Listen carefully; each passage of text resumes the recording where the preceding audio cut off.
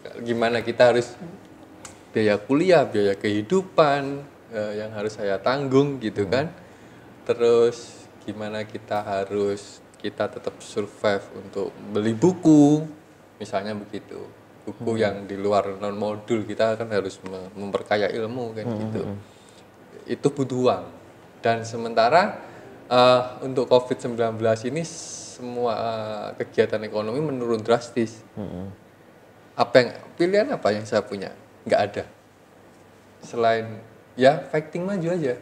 Halo teman-teman semuanya, selamat datang di channel Jeremy Mario. Jangan lupa kalian untuk subscribe channel ini. Kalian udah pada subscribe belum? Belum. Oke, buat kalian yang belum subscribe, jangan lupa untuk subscribe channel ini karena subscribe itu dapat pahala. Selamat menonton video ini. Kamera rolling action. Oke teman-teman, jadi di video kali ini kita akan podcast. Cuma podcastnya kali ini tidak di rumah, tapi podcastnya kali ini adalah di Universitas Terbuka. Tepatnya ini di Jaten, Karanganyar. Dan nanti ada dua narasumber yang bakal aku ajak ngobrol hari ini. Dan kalian bisa simak profilnya mereka dalam video ini. Halo, nama saya Jason. Saat ini saya bekerja di salah satu perusahaan media sebagai digital account executive. Saat ini saya juga sedang berkuliah di Universitas Terbuka Surakarta, jurusan S1 Ilmu Komunikasi. Halo, nama saya Susanto. Saat ini saya bekerja sebagai driver ojek online di kota Surakarta. Di tengah pekerjaan saya menempuh ilmu S1 Hukum di Universitas Terbuka Surakarta. Oke, jadi di depanku ini udah ada Mas Santo dan Mas Jason. Apa kabar Mas Santo, Mas Jason? Baik. Alhamdulillah baik, Mas. Ya. Tadi kita udah sempat ngobrol-ngobrol bentar ya di backstage ya. Ini kan ceritanya stage ini. Jadi kita udah sempat ngobrol bentar di backstage. Terus sekarang pertanyaan pertama. Udah kerja nih. Kenapa kok masih milih untuk kuliah? Masih mentingin pendidikan. Alasannya apa? Mulai dari Mas Santo dulu mungkin, Mas. Iya. Pendidikan itu pada dasarnya sudah menjadi kebutuhan pokok ya. Jadi manusia itu harus terdidik dengan baik, mengasah skill, kan begitu. Nah, pendidikan nggak boleh berhenti sampai misalnya usia berapa atau pekerjaan apa, kan nggak. Pendidikan itu seumur hidup sampai yang bersangkutan mungkin dipanggil Tuhan kan gitu. Jadi pendidikan itu intinya adalah untuk ya mengasah skill, mengasah skill ya, lebih ke situ ya. Terus kalau dari Mas Jason sendiri? Ya, kalau dari saya sendiri kan saya sebenarnya sudah bekerja juga di Tribun. Terus saya kuliah ini ya saya untuk memperkaya ilmu juga sih. Oh, jadi secara prakteknya saya bekerja, saya dapat ilmu, terus saya teorinya saya dapat dari saya kuliah ini. Oh gitu. Jadi untuk apa ya untuk ilmunya jenengan ya, iya, bukan untuk ini kan Mas, bukan untuk naikin gaji di Tribun kan Mas, jadi karena nanti sarjana terus gajinya jadi beda enggak, gitu. Enggak, gajinya naik karena kinerja, bukan karena siap. Tapi relate nggak sih sama yang kalian kerjakan sekarang ini? Misalnya gelar yang kalian inginkan di sini, kayak Mas Santo kan di hukum kan, terus kan nggak relate Mas sebenarnya sama pekerjaan yang jenengan saat ini. Apakah ada plan ke depan untuk mungkin jadi lawyernya Gojek kah? Atau apakah gitu kan? Coba bisa diceritakan Mas. Iya. Ya, setiap orang punya planning dalam kehidupan kan. Kalau di Gojek memang nggak related dengan pendidikan saya yang sekarang saya tempuh di hukum. Tapi start level ke depan sih saya pengen untuk apply untuk menjadi seorang lawyer. Sebenarnya nggak jauh-jauh related atau misalnya kita tidak terkoneksi dengan pekerjaan sekarang di lawyer, enggak.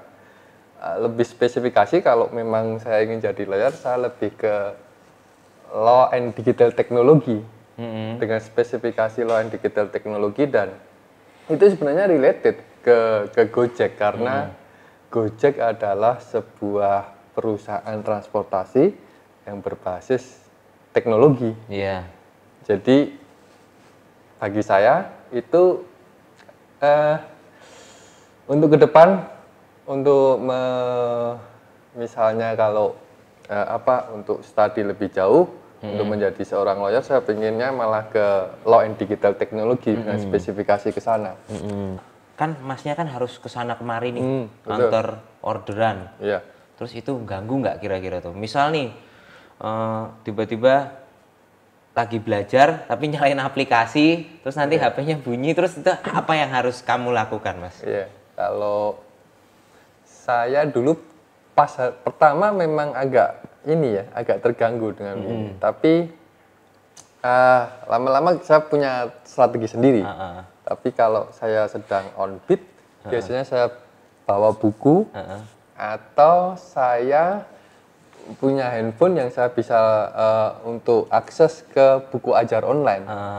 Jadi ketika sambil nunggu order, saya baca buku. Ya berapa halaman atau bisa menyelesaikan satu modul. Jadi kalau rata-rata saya kerja 10 jam sehari, berarti saya bisa menyelesaikan 2 modul.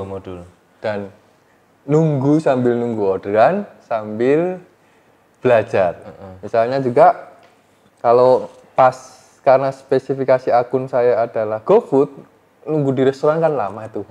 Nah, saya buka buku sambil belajar. Sambil nunggu makanan disiapkan. Setelah selesai ya juga saya antarkan. Terus keganggu nggak sih? Kan kalau misalnya nih kita kan lagi baca sedikit, terus habis itu nanti ceting, ada orderan, duit nih, Itu gimana? Mensiasatinya itu gimana? Itu saya kalau mensiasatinya saya pakai penanda yang dari pen itu. Saya biasanya saya tandain gitu, yang penting-penting aja. Yang penting-penting saya tandain. Sambil nanti dapat orderan, nunggu makanan, naik sepeda motor mikirnya tentang itu tadi yang saya baca gitu kan. Jadi lebih ke saya mikir tadi bacaannya seperti ini. Tapi tetap konsentrasi kepada pekerjaan, ya, memberikan pelayanan yang terbaik kepada konsumen. Gitu, Mas. Oke. Terus kalau untuk dari Mas Jason sendiri di Tribun tuh di marketingan berarti. Terus ini ambil kuliahnya ilmu komunikasi. Ya, cocok sih memang kalau itu relate sih gitu. Dan kalian benar-benar merelakan waktunya karena memang ini aku penasaran nih. Memang kalau kuliah di UT itu mengganggu nggak sih sebenarnya? Nggak mengganggu sama sekali. Nggak mengganggu sama sekali. Enggak. Kenapa tuh nggak mengganggu? Ya karena kita bisa atur sendiri kapan waktu kita belajar, kapan kita bekerja. Jadi kita sendiri yang atur semua waktunya itu. Jadi misalkan sekarang sedang weekend, berarti kan libur, nggak ada kerjaan, ya udah kita sempetin untuk kerjain tugas-tugas kuliah kita kayak gitu. Tapi kalau untuk jam kuliahnya sendiri itu gimana tuh nanti sistemnya? Kalau untuk tuton kan itu nggak ada jam kuliahnya, jadi itu ada tugas yang diberikan setiap minggu, nanti deadline-nya ya setiap minggu itu, Mas. Jadi dalam 1 minggu itu kita cari satu waktu luang untuk kerjakan semua tugas-tugas itu kayak gitu. Oke, berarti ini semester berapa nih berarti? 3. Semester 3. Semester 3 semua. Iya. Di sini. Sebelumnya sudah pernah kuliah belum sebelum di UT ini? Saya pernah kuliah. Saya di salah satu lembaga pendidikan, tapi cuma ambil D1 aja. Oh, ambil D1. Terus ini lanjut gitu? Iya, jadi setelah D1 itu saya bekerja. Bekerja sampai... Ya, sampai sekarang ini saya bekerja, terus saya punya kesadaran kalau saya ingin punya gelar, saya ingin belajar lebih lagi kayak gitu. Terus saya... Udah nikah belum sih, Mas? Saya sudah. Oh, sudah menikah? Sudah. Nah, kalau Mas Santo? Jangan tanyakan kapan saya menikah. Oh iya, karena saking senengnya pendidikan ini. Betul. Menikahlah dengan buku. Iya, betul. Satu-satunya yang tidak membohongi Anda adalah buku. Wis, betul. Masuk. Setuju, Mas. Iya kan? Benar, setuju. Terus Mas Santo sendiri udah pernah kuliah belum, Mas? Dulu sempat kuliah di perguruan tinggi swasta. Tapi belum selesai juga sih. Akhirnya, nggak selesai? Ya. Karena? Dulu sibuk di aktivis mahasiswa di lembaga pers mahasiswa. Ya. Aktivis ternyata. Iya, dulu seperti itu. Tapi ngomong-ngomong 98 itu belum jadi mahasiswa pas dulu? 98 sudah jadi mahasiswa dulu. Jadi mahasiswa, berarti salah satu aktivis ini? Enggak aktivis-aktivis itu banget juga. Kirain ke arah sana gitu loh, Mas. Oke, Mas. Jadi sekarang ini kita masuk ke segmen yang lebih dalam lagi. Iya, segmen kayak apa ya segmen? Saya mau sedikit ngorek-ngorek kehidupan pribadi mungkin ya, masa kecilnya dulu, terus mungkin masa apa ya, keluarga gitu. Mulai dari Mas Santo dulu mungkin Mas. Apa Mas Jason dulu, apa mau pingsut?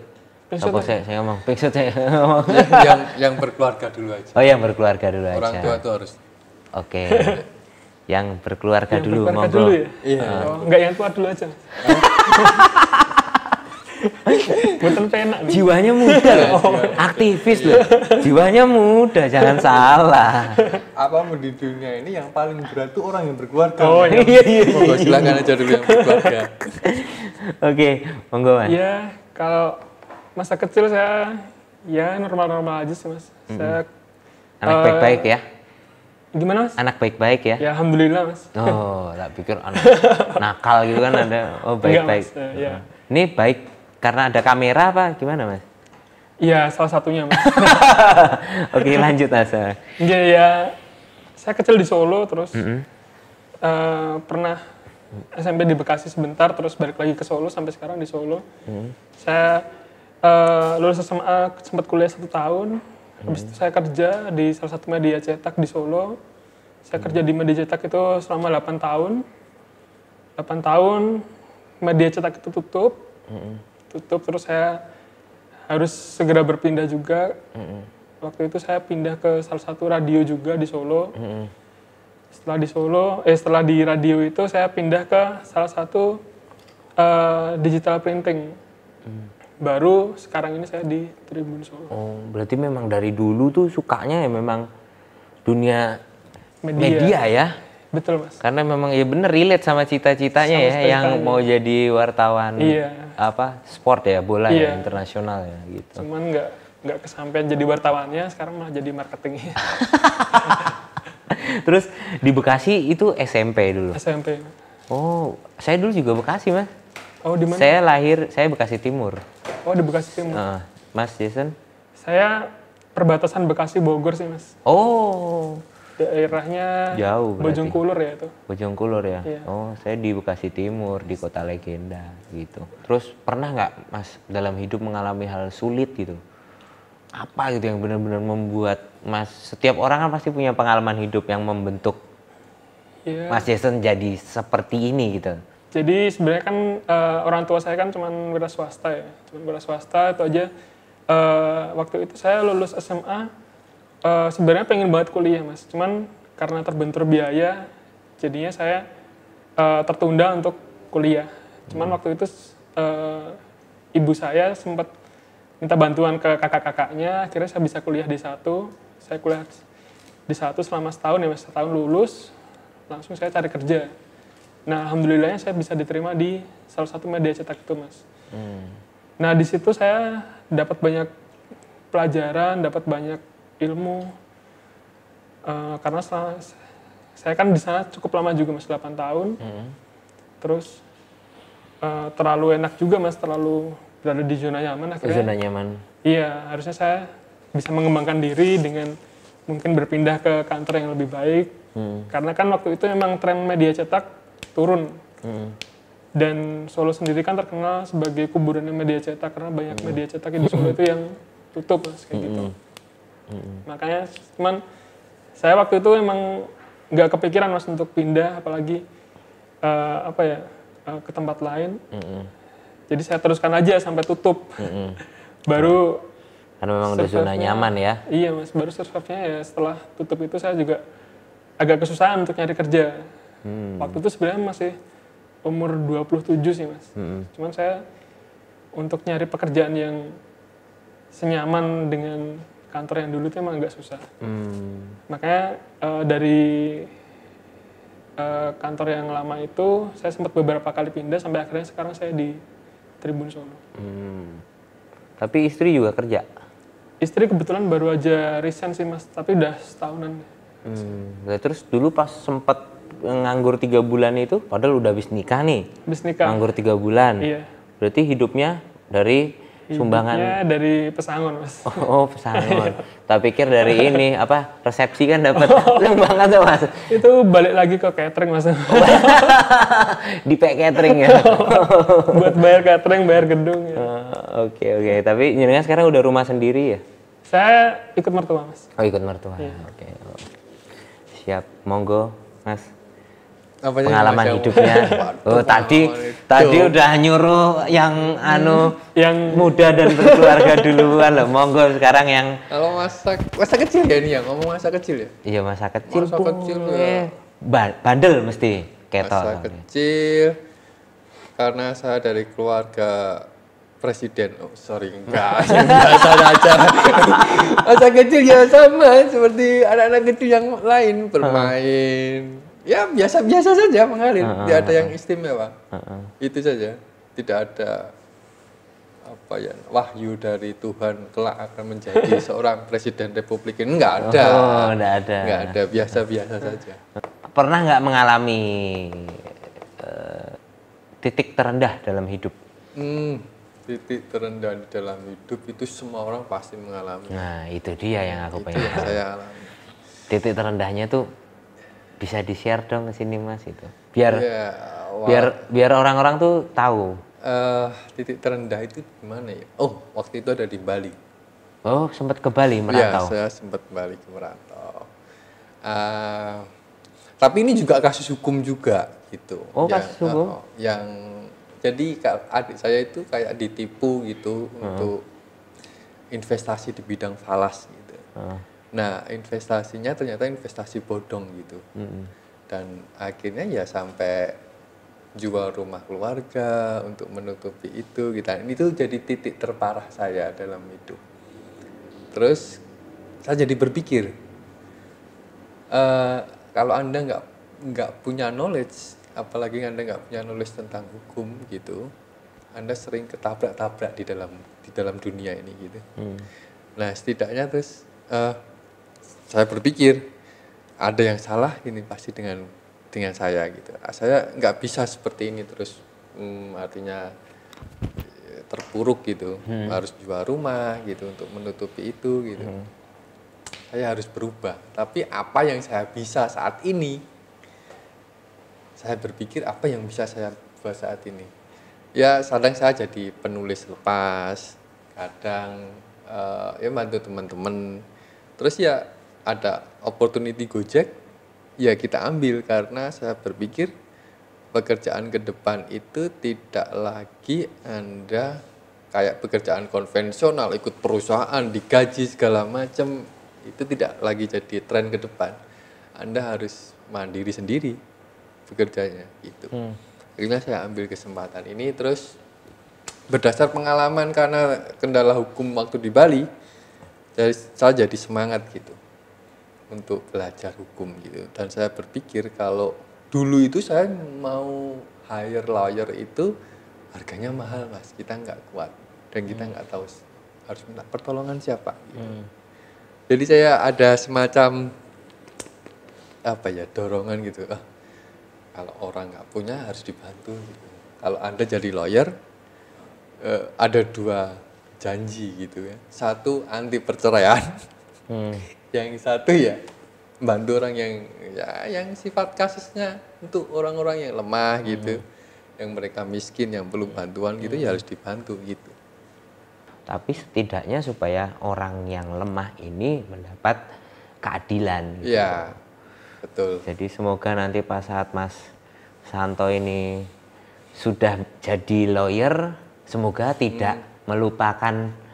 Oh, itu the whisper of God. The whisper of God. Ada perintahnya gitu ya, harus dijalani seperti itu, Mas. Oke. Mas Mario punya talenta kan, jadi seorang YouTuber ini di bidang entertain. Ya, itu talentanya Mas Mario yang bisa digunakan juga. Semua pekerjaan itu penting, tidak ada yang tidak penting di dunia ini. Itu aja. Jadi semoga nanti tetap ya, Mas ya, meskipun nanti duitnya ternyata pengacara duitnya banyak, terus gimana, Mas?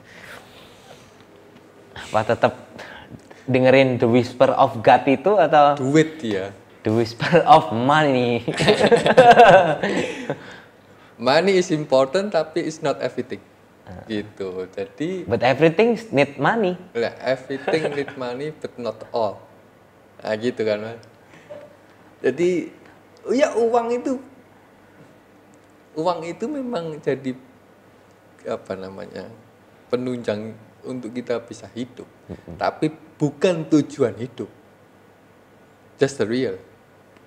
Kalau kita punya the goal of life itu apa yang semua diimplement Tuhan itu masing-masing ke diri kita beda-beda. Itu kita bisa merasakan you are happy. Kayak Mas Mario sekarang. Yeah. Talenta Mas Mario sebagai seorang presenter, entertain. Itu talentanya diberikan Tuhan kayak KTP gitu. DNA-nya ke Mas Mario bahwa Mas Mario harus seperti ini. Saya seneng hukum sekarang. Jadi saya merasa bahagia seperti ini. Uang itu hasil dari konsentrasi kita dan fokus kita dalam sebuah hal. Iya. Itu saja. Tapi kan bukan tujuannya itu, Mas. Jadi bekerja tidak untuk uang ya. That's right. Iya, betul. Nih soal corona nih. Kan kemarin baca-baca ada yang bilang kita nih nggak tahu. Kita paling nggak harus nunggu 2 tahun benar-benar kembali normal. Sampai vaksin itu benar-benar ketemu. Memang kan rumornya vaksin akan keluar September kemungkinan jadi. Cuma kan prosesnya itu kan lebih lama lagi ya kan. Proses izinnya lah bisa menghabiskan waktu 1,5 tahun sampai 2 tahun. Terus dengan kita sambil nunggu vaksin, kita cuma begini aja. Kita sambil melatih skill atau keterampilan kita lewat pendidikan. Itu gimana menurut kalian? Setuju apa enggak dengan setuju banget. Jadi, setuju, Mas. Kan udah terbiasa tadi dengan kuliah sistem online. Terus efektivitasnya itu gimana gitu? Maksudnya dengan kalian kuliah di UT terus pandemi gini, terus menurut kalian gimana? Ya, kalau kuliah online itu sebenarnya efektif. Cuma yang membedakan selama pandemi ini tidak ada tatap muka. Dan tidak diadakannya ujian diganti dengan tugas. Nah, tugas itu sebenarnya jauh lebih berat daripada ujian. Oh gitu, malah lebih berat ya? Iya, karena disiksa ya? Disiksa secara intelektual. Iya. Ini bahasanya intelektual sekali ini Bapak. Jadi kalau satu mata kuliah itu kan harus ngumpulin 3 tugas tuh. Kalau ada 6 berarti 18 tugas. Kalau dulu sebelum pandemi sih nggak ada tugas. Kalau di online cuma diskusi. Tapi kalau di TTM ada yang tugas, terus ujian. Tapi kalau sekarang harus mengerjakan tugas semua. Ya itu yang agak ya. Terus kalau misalnya dulu sistem ujiannya gimana tuh UTS-nya? Kalau ujian datang atau harus datang. Harus datang. Harus datang. Iya. Ya kalau nggak datang kan nyontek toh nanti. Iya, Mas. Gitu. Harus datang. Jadi harus datang ya, Iya. harus datang. Dan itu datangnya kemana? Kalau di Solo itu yang ditunjuk lokasinya ada di SMP 24 sama 25. ya. Oh, jadi lulusnya lebih gampang ya. Lulus semoga aja, Mas. Terus masuk. Iya, lulusnya itu ya bukan tidak gampang. Ya kembali lagi ke mahasiswa. Kembali lagi ke mahasiswa ya. Kan kalian kan para pekerja keras nih. Para pekerja keras, udah kerja keras masih kuliah lagi. Ini benar-benar pejuang pendidikan banget gitu. Iya. Gimana? Ada pesan nggak kira-kira? Iya, pesannya sih apa ya? Ini kan bencana alam ya, Mas ya. Saya bilang ini bencana alam karena ini nggak kita duga datangnya dan ini menimpa banyak orang. Nah, kejadian ini mungkin bisa jadi tolak ukur kita juga. Kita maksudnya dalam kondisi sekarang ini masih bersyukurlah daripada orang-orang yang masih jauh di bawah kita.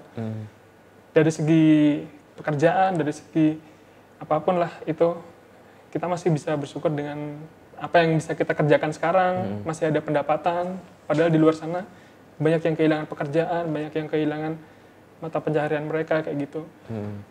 Jadi bersyukur ya Mas ya? Jadi lebih bersyukur aja sih.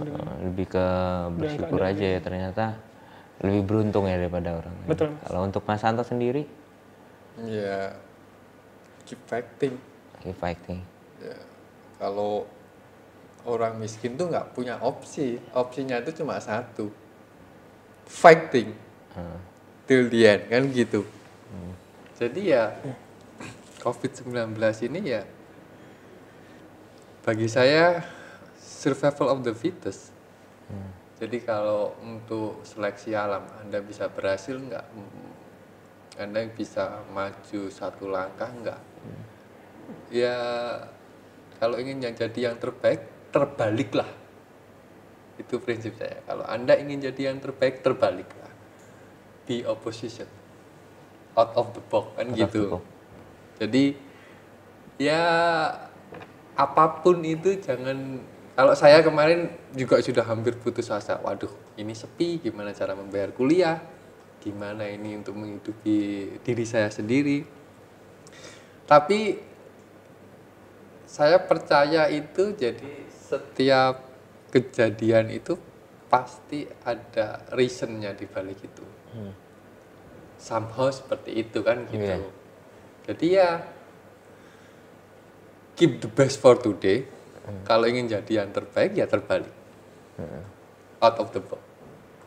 Keep fighting. Kalau saya menyerah, saya sudah tidak punya opsi lagi. Opsi saya cuma satu, maju. Kita tidak punya opsi menyerah.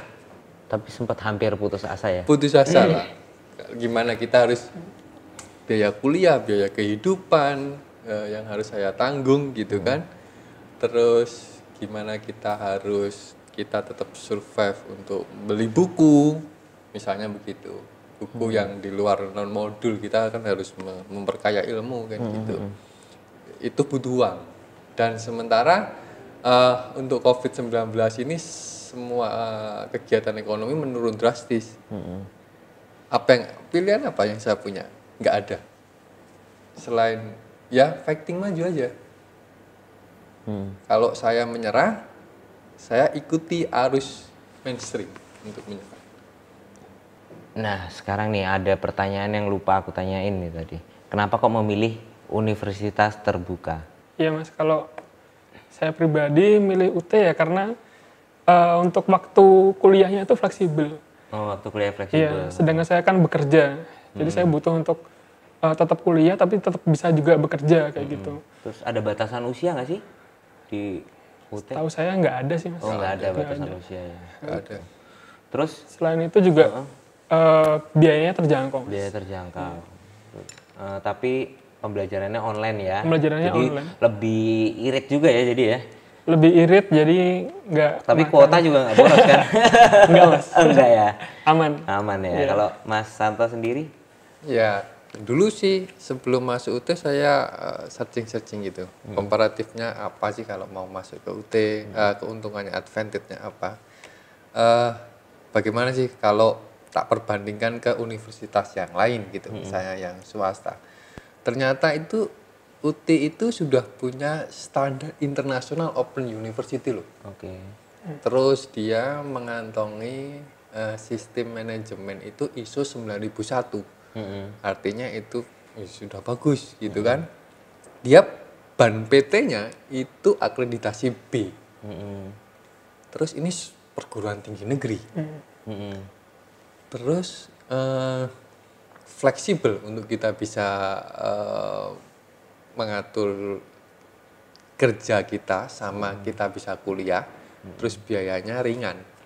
Jadi kalau ngomong comparative advantage, kita mau investasi uang untuk mendapatkan pendidikan yang bermutu, ya di UT sebenarnya. Oke. Jadi kita bisa produktif, kita bisa dapat knowledge. Win-win solution kalau saya. Oke Mas. Ya. Terima kasih sekali untuk waktunya. Mantap kasih. sharing-sharingnya Mas, luar Iya. biasa. Semoga kita salam sukses, bisa Mario. ketemu di lain waktu. Doa saya untuk jenengan, semoga jenengan semua bisa kuliah sampai lulus. Amin. Jangan sampai putus di jalan ya toh. Amin, Mas. Tetap konsisten dengan apa yang dilakukan, tetap berjuang sebagai pejuang hidup dan pejuang pendidikan untuk diri kalian masing-masing. Ya. Oke. Oke. Terima kasih banyak Mas. Terima kasih. sama-sama, Sampai Mas ketemu Mario. di lain Salam waktu. super Mas Mario. Salam super. Salam super Mas Mario. Salam super. Iya. Baik pemirsa, sudah cukup untuk hari ini. Sekarang kita akan tutup. Semoga semua kalian bahagia di rumah kalian masing-masing. Dadah.